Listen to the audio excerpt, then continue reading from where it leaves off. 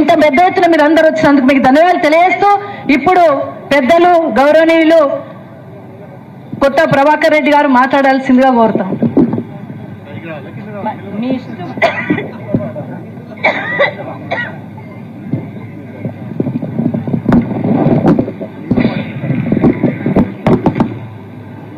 జై తెలంగాణ, జై కేసీఆర్.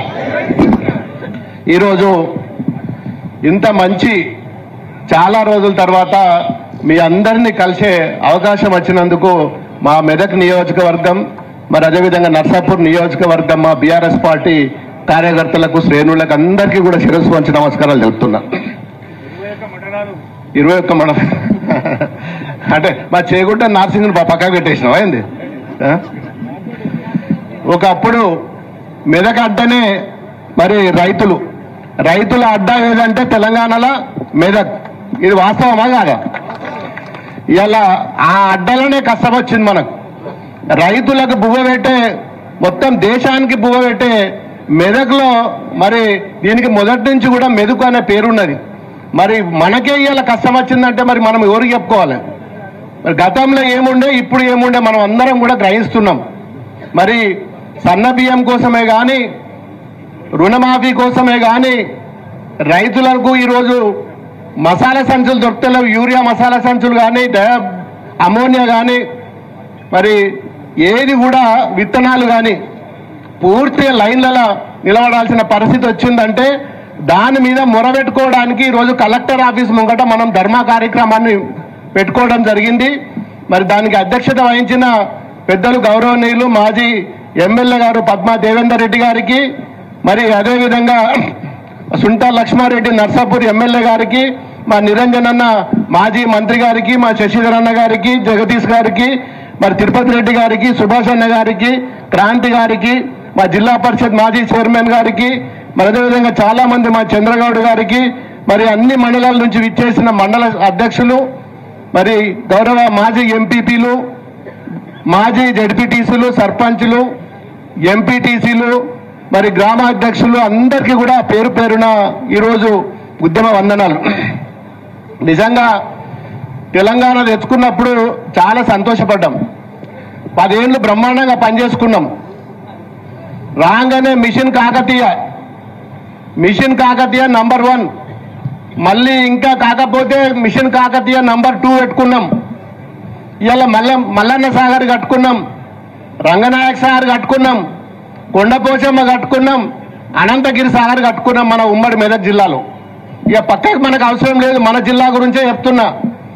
మరి ఇన్ని కట్టుకొని 100% పనులు కూడా పూర్తి చేసుకున్నాం. ఇలా కనీసం పిల్ల కాలువలు ఉన్నాయిరా నాయన, 90% మేమే చేసుకున్నాం. ఆ కాలువలు తీస్తే మాకు నీళ్ళు వస్తాయని చెప్పి మరి ఈరోజు ఉత్తమ్ కుమార్ రెడ్డి ఒక మంత్రి, దిక్కుమారిన మంత్రి, మరి 4 ప్రాజెక్టులున్న మన మెదక్ జిల్లాలో 2 సంవత్సరాలు అవుతుంది. ప్రాజెక్టుల మీద ఒక్కరోజు అన్నానా, ఒక్కరోజు గంట సేపు కూడా టైం ఇచ్చిండా మన జిల్లాకు? మరి ఇలా మెదక్ జిల్లా అంటేనే ఇక్కడ ఊసున్నోళ్ళం, అందరం రైతులం, అందరం కూడా వ్యవసాయం చేసేవాళ్ళం.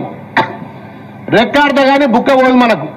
మరి ఇంత పెద్ద జిల్లాలో ఇన్ని ప్రాజెక్టులు ఉన్నాయి, ఇన్ని కోట్ల ఖర్చు పెట్టి ప్రాజెక్టులు కట్టుకున్నాం బిడ్డ. ఒక్కసారన్నా ఉత్తమ్ కుమార్ రెడ్డి గారు మీరు మా జిల్లాకు వచ్చి కాలువల సంగతి ఏంది, ప్రాజెక్టుల సంగతి ఏంది, ఎప్పుడన్నా ఒక్కరోజన్నా మాట్లాడినరా? ఇక మనం జిల్లా మంత్రి ఉంటాడు, ఆయన పనికిమాలిన మంత్రి, ఆయన ఇంట్లోకి వెళ్ళి బయటకు రాడు. మా క్రాంతి అన్నకు బాగా తెలుసు ఆయన గురించి నాకంటే ఎక్కువ. ఖాళీ కమిషన్లు, పర్సంటేజీలు ఇంట్లో కూర్చొని వసూలు చేసుడు తప్ప మరి మన జిల్లాలో ఉన్న మంత్రి, ఉమ్మడి జిల్లాలో ఉన్న మంత్రి కనీసం జిల్లా గురించి పట్టించుకోడు. మన జిల్లా మంత్రి ఒకడైతే ఈ జిల్లా మీద పెత్తనం చేసే మంత్రి ఇంకో జిల్లోడు. ఆ జిల్లానికి ఈ జిల్లా గురించి ఏం తెలుస్తుంది? ఏమన్నా తెలుస్తుందా? ఈ జిల్లాడేమో పట్టించుకోకపోయా, వానికేమో తెలియకపోయా. ఇది మన బతికేయాల మెదక్ జిల్లా బతుకు. ఇంకొక ఆయన జగ్గారెడ్డి ఉంటాడు, పెద్ద పెద్ద డైలాగులు కొడుతుంటాడు. ఆయన కూడా పర్సంటేజ్లు ఇవ్వలేదట, వీళ్ళే వంచుకుంటున్నాట. నేను మైక్ పట్టుకొని ఏడుస్తుండ ఆయన. మా రైతుల కోసం అన్న ఏడు, కనీసం రైతుల కోసం అన్న పోయి సీఎం దగ్గర చెప్పు, మంత్రి దగ్గర చెప్పు. మైక్ పట్టుకొని నిన్న కళ్ళకి నీళ్లు కారుతున్నాయి ఆయనకు. నేను జాగలు అమ్ముకున్నా, భూములు అమ్ముకున్నా, నాకు ఇవాళ రేపట్ల జిల్లాల పర్సంటేజ్లు పంచుకుంటుర్రు, నాకు ₹1 కూడా ఇస్తలేదని చెప్పి అందరు చూసిరు నిన్న టీవీలలో. ఏడ్చిండా లేదా? ఇవాళ పరిస్థితి కాంగ్రెస్ వాళ్ళది కాదు.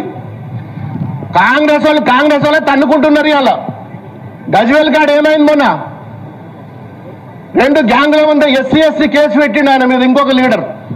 ఇక్కడ కూడా ఆ లీడర్ కూడా అంటే వాళ్ళకే సక్కగా లేదు, ఆగమైపోయింది మొత్తం పార్టీ అంతా. ఇక వాళ్ళే పట్టించుకోక ఇలా మన రైతుల గురించి ఓటు పట్టించుకుంటాడు. రైతుల గురించి పట్టించుకునే పరిస్థితి ఉన్నాడు. ఇలా ఈ గంతంలో కేసీఆర్ ఉన్నప్పుడు అరే ఎన్ని చెర్ల మీద క్లీన్ మిషన్ కాకతీయ పనులు చేయించుకున్నాం, మట్టి తీసుకున్నాం. ఇవాళ చెర్ల పరిస్థితి ఏముంది అని చెరువు కట్టల మీదకి వస్తుందా? రోడ్లు కనీసం పొక్కలు పడ్డ రోడ్లు గుంతలు కూడా ఇవాళ మరి మూసే పరిస్థితి లేదు. ఇవాళ కనీసం ఎమ్మెల్యేలకు ఇచ్చే నిధులు కూడా లేవు. ఇంతకుముందు నేను ఎంపీ ఉన్నప్పుడు నర్సాపూర్లో కానీ, మెదక్లో కానీ, దుబ్బాకలో కానీ, గజ్వేలులో కానీ రోజు కనీసం 10-15 ఇనాగ్రేషన్లు, ఫౌండేషన్లు ఉంటుంటాయి. టైం సరిపోకపోతుండే తిరగడానికి. ఇప్పుడు 2 ఏళ్ళు అవుతుంది, ఒక్క కొబ్బరికాయ కొట్టాలే నేను ఒక్క పలు కావట్లేదు. ఇది ఈ గవర్నమెంట్ పరిస్థితి. అంటే ₹1,00,000 కూడా ఇవ్వాలి ఇప్పటి వరకు. అక్షరాల నిజం ఇది. 1,00,000 అంటే 1,00,000. 2 ఏళ్లలో ఒక ఎమ్మెల్యేకు 1,00,000 అయినప్పుడు ఇది గవర్నమెంటా ఇంకేదన్నా? అంటే ఈ దిక్కుమాల గవర్నమెంటు, పనికిమాల గవర్నమెంటు, దౌర్భాగ్యమైన గవర్నమెంటు.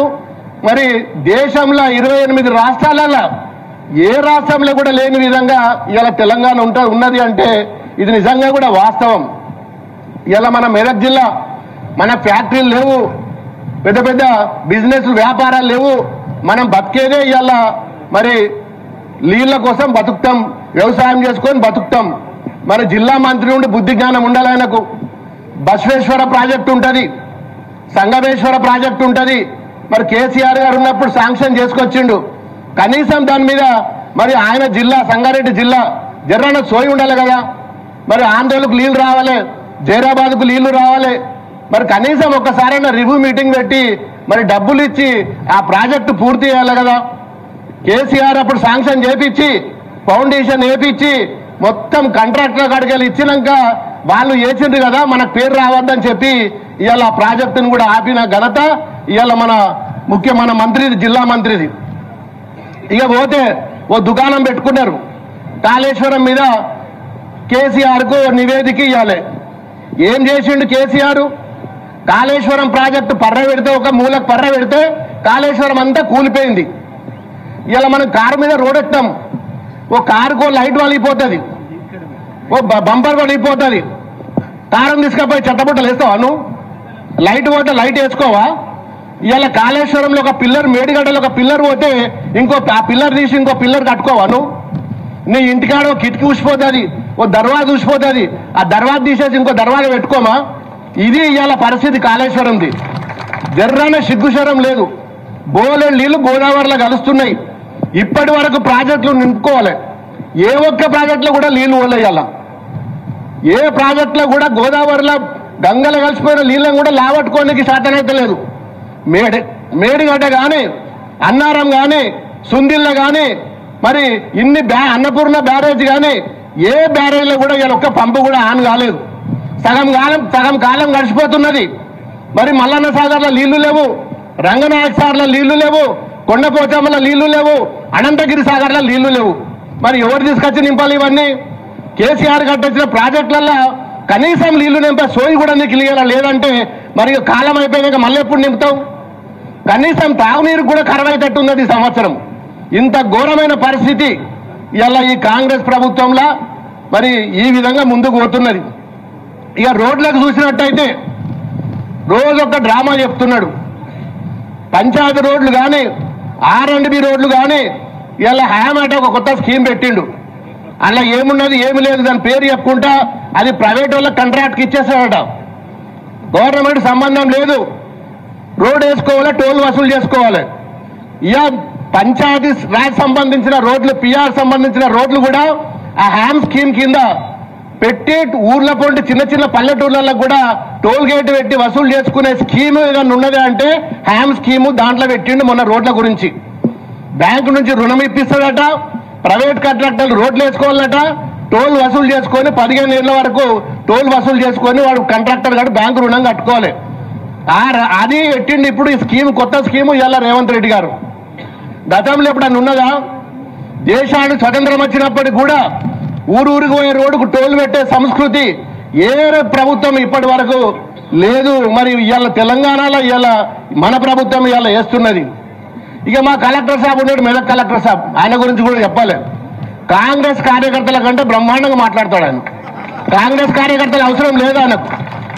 స్క్రిప్ట్ గాంధీ భవన్కి వెళ్ళి స్క్రిప్ట్ వస్తుంది పేపర్ మీద రాసి, కలెక్టర్ సాబ్ చదువుతూనే ఉంటాడు. ఇక ఆ చదివేటప్పుడు అన్న నకల్ మారేతో హకల్ రాయన అన్నట్టు కనీసం పూర్తిగా చదివాడు ఆయన. మనవి కూడా చదువుతుండే అలా పెట్టి, సిగ్గుజరం లేకుంటున్నాడు ఆయన. అంటే గట్లున్నారు ఇలా కలెక్టర్లు కానీ ఆఫీసర్లు కానీ. ఇక పోలీసుల గురించి చెప్పాల్సిన పని లేదు. కాంగ్రెస్ కార్యకర్తలకు ఎస్కట్ బండ్లు ఇస్తారు. మేము ఎమ్మెల్యేని గెలిస్తే మాకేమో లేదు, కాంగ్రెస్ కార్యకర్తలు పోతే కుయ్యా కుయ్యా కుయ్యా అనుకుంటా ఊళ్ళలో ఎస్కట్ బండ్లు తిరుగుతున్నాయి. ఇవాళ మరి ఎమ్మెల్యేలకు గతి లేదు. ఇవాళ కాంగ్రెస్ వాళ్ళది ఏ కార్యకర్త పోతానికి ఎస్కట్ బండి పంపిస్తారట. ఈయన కూడా వస్తున్నాయి, మీకు తెలుసు ఎవరికి వస్తున్నాయో. వస్తున్నాయి కదా మెదక్లా 3 బండ్లు, 4 బండ్లు. అత్త సొమ్ము అల్లుడు దానం చేసినట్టు నాకు కథ. ఇవాళ ఇక చెప్పుకుంటే పోతే ఇంకా చాలా ఉన్నది. అందరు పెద్దలు ఇంకా చాలా మంది మాట్లాడాలి. మరి లాస్ట్గా చివరికి ఒక విషయం చెప్తా. ఇవాళ మల్లన్న సాగర్లో కొద్దిగా గొప్ప ఇంకా 10 TMCల నీళ్లు ఉన్నాయి. ఇలా రామాయంపేట కెనాల్ కానీ, చేగుంట కెనాల్ కానీ, ఉప్పర్పల్లి కెనాల్ కానీ, మరి ఉప్పర్పల్లి మన దుబ్బాక కెనాల్ కానీ, శంకరంపేట కెనాల్ కానీ, ఇవన్నీ కూడా ప్రాజెక్టులలో కాలువలన్నీ బంద్ అయినాయి. ఇవాళ మరి వర్షాలు పడతలేవు. 3-4 రోజుల నుంచి నాట్లు వేసుకోవాలి. రైతులు ఎదురు చూస్తున్నారు. మరి నేను వారం రోజుల నుంచి అడుగుతున్నా, మల్లన్న సాగరు కొండపోచమ్మ నీళ్లు వదలాలి. ఇలా Ramayampet canal, Chegunta canal, Upparpalli canal, Dubbaka కెనాళ్లకు, శంకరంపేట కెనాళ్లకు నీళ్లు వదలాలి. కూడెల్లి వాళ్ళకు కూడా నీళ్లు వదలాలంటే మాకు పర్మిషన్ లేదు. మంత్రి రావాలి, ముఖ్యమంత్రి చెప్తే కానీ మేము వదలమంటున్నారు. వారం రోజుల నుంచి రోజు మొత్తుకుంటున్నా. నేను నిన్న ప్రెస్ మీట్ చెప్పినా. చివరిగా ఈరోజు మెదక్ వేదిక ద్వారా చెప్తున్నా, బిడ్డ 2-3 రోజులలో ఒకవేళ మీరు వదలకపోతే, ఈ 5 కెనాలలో వదలకపోతే ఇంతమంది మనం రైతులం ఉన్నాం, పోయి దర్వాజాలు వలగొట్టి మరి కాలువలకు నీళ్లు వదిలే బాధ్యత కూడా నేను తీసుకుంటా. ఖచ్చితంగా మీరు అందరూ మళ్ళొకసారి రావాలి.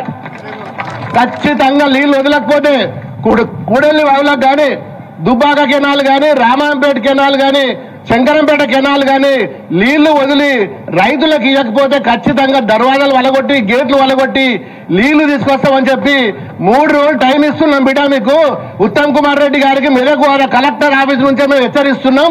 3 రోజులలో మీరు ఇవ్వకపోతే ఖచ్చితంగా మీ దర్వాజాలు వలగొట్టన్న నీళ్లు తీసుకొని వస్తాం. ఇంతమంది రైతులు ఉన్నారు, ఖచ్చితంగా పొలాలు ఎండబెట్టుకో, మేము మా నీళ్లు కేసీఆర్ కట్టిన ప్రాజెక్టులలో నీళ్ళు ఆపితే మాత్రం మర్యాద ఉండదని చెప్పి ఈ సందర్భంగా హెచ్చరిస్తూ, మరి ఇంత పెద్ద ఎత్తున నన్ను ఆహ్వానించినందుకు మీ అందరికీ కూడా మరొకసారి శిరస్సు వంచి నమస్కారాలు జరుపుకుంటూ జై తెలంగాణ. ప్రభాకర్ అన్న గారికి ధన్యవాదాలు. మరి అన్ని రకాల కాషన్స్ ప్రభుత్వ వైఫల్యం ఎండగడుతూనే ఏం చేస్తామో కూడా వివరించినందుకు ప్రభాకర్ ధన్యవాదాలు తెలుసు. ఇప్పుడు గౌరవనీయురాలు శ్రీమతి సుంతా లక్ష్మారెడ్డి గారు నర్సాపూర్ ఎమ్మెల్యే గారు మాట్లాడాల్సిందిగా కోరుతాం.